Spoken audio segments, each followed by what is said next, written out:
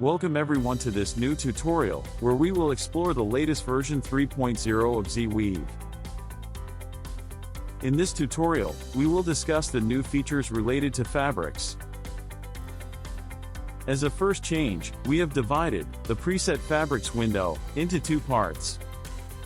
In the first window, there are all the preset fabrics that you will find during the first installation of Z-Weave, with all the related textures and physical material properties.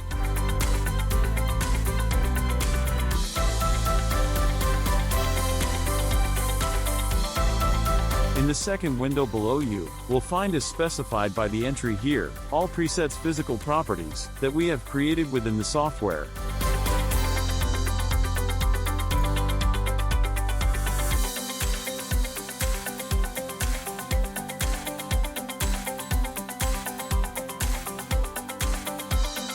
In addition, now we have the possibility to save the physical properties that we are going to manually modify with the parameters. If we decide to modify the physical parameters of the fabric, we can develop a new physics that incorporates these changes.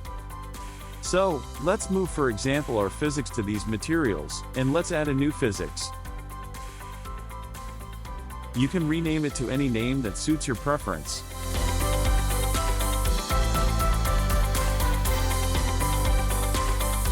Just like before, to modify a fabric and make it personalized, you don't need to modify the presets library. Instead, you need to make a copy of it. We select the fabric, right-click, and duplicate it. This fabric will be automatically added to your custom library. Once this fabric has been assigned to the reference piece, there is the option to go through it and change all its settings. We can modify its measurements in order to accurately represent the size of the fabric, or replicate it correctly on our mesh. We can change the color of the fabric, and if it is a white fabric, the color will be faithful to the color that we are going to select. In case that we have a colored texture, this color will be an overlay of texture color and the color selected. Then, we can change texture, add normal maps and opacity maps as well. But, if we don't have the opacity map, we can still adjust it by moving the bottom bar either to the right or to the left.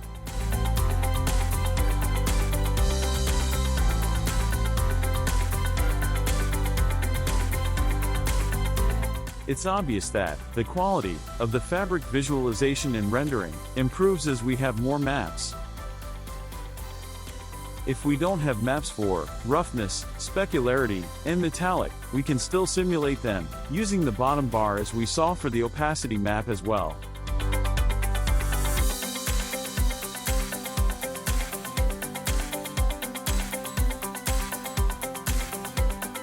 We can modify the fabric physical parameters in both the custom library and the preset library.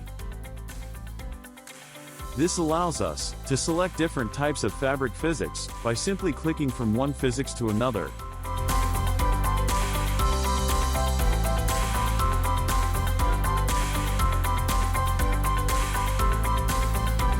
In case we can't match the fabric physics, we have to do that by hands. By using this window, we can manually and optically adjust the settings. For example, if we want this fabric to be a little more stretchy, we can go ahead and adjust the stretch parameter.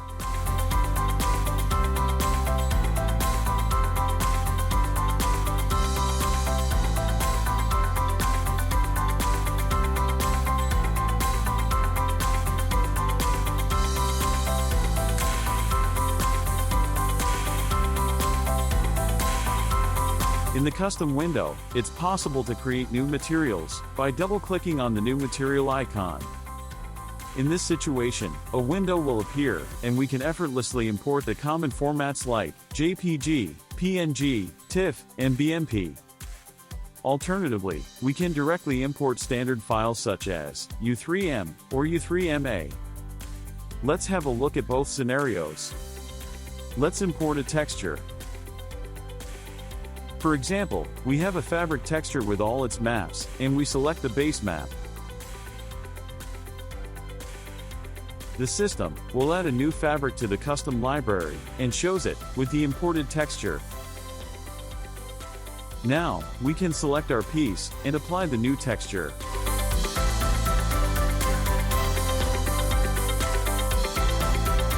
If the physics doesn't reflect the fabric, as in this case, we can apply a better physics.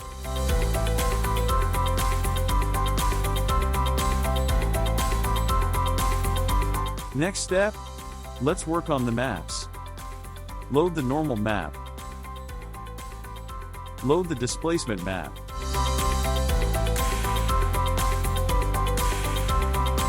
Load the roughness map. Load the specularity map, and the metal map as well.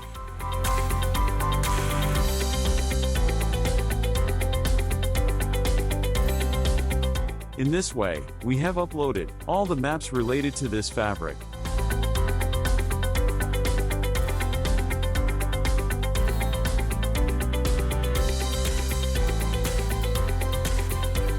Now, let's import a fabric that has been provided by compatible software or downloaded from our digital asset library on our Help Center.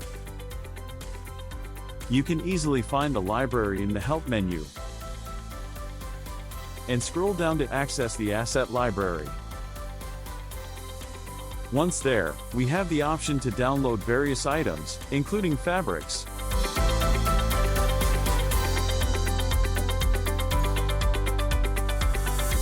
Let's download this fabric, for example.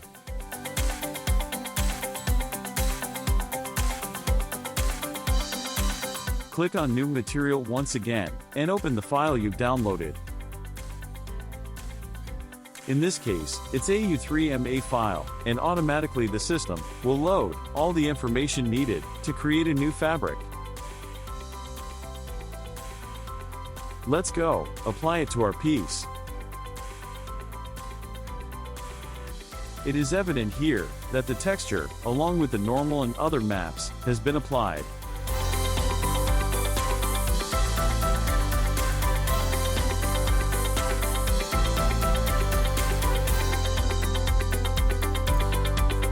This is the end of our third tutorial on Z-Weave 3.0. We hope you found it interesting and do not miss out on the upcoming tutorials. Remember to subscribe to Z-Emotion YouTube to get notified about our latest videos and news. See you next time.